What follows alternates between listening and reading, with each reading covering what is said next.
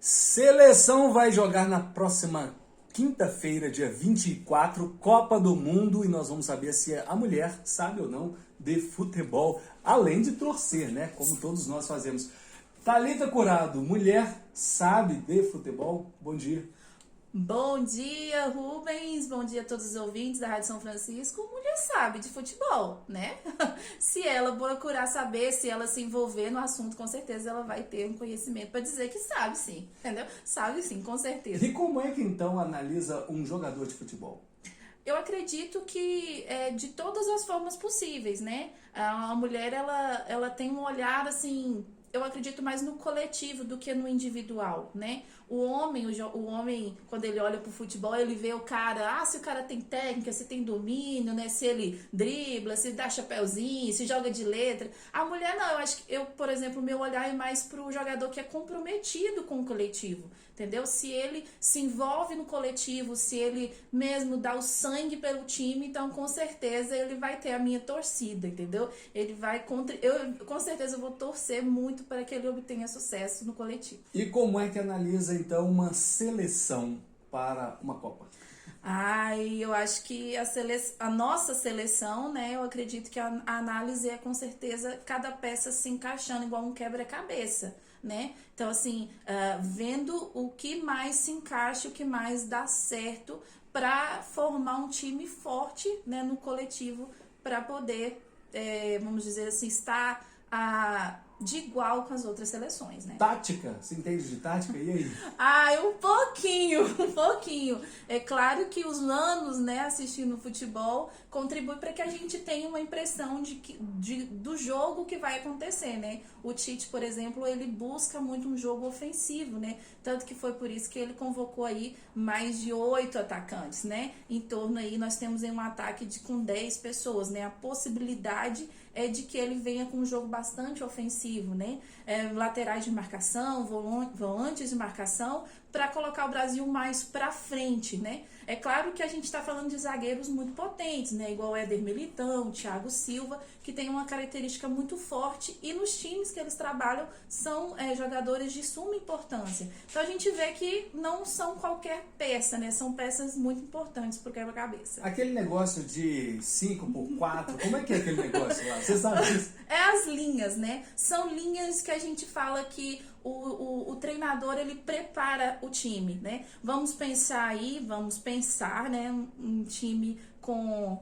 são 11 jogadores, a gente tira o goleiro e fica 10, né? Então ele vai dividir eles em linha. Então seria esse 4-4-2, seria a linha de defesa, né? Uma linha, o outro 4 seria 4 jogadores do meio para frente, né? E o 2 seriam os 2 atacantes à frente, né? 2 jogadores à frente. Então seriam as linhas. Eu gosto muito de ver como se fosse uma estratégia de guerra, né? Então, aqui em cada linha tem o seu papel dentro da estratégia de jogo. Bom, Daniel Alves, nome polêmico para essa seleção. Você concorda com essa indicação dele, da convocação? Como é que é?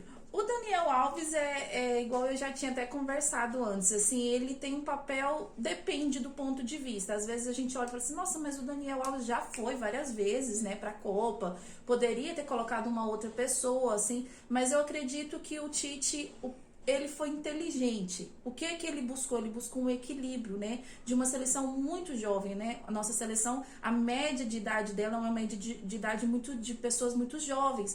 Então, para que houvesse um equilíbrio, uma maturidade dentro de campo, eu acho que ele quis, assim, trabalhar um pouco o psicológico dos jogadores, né?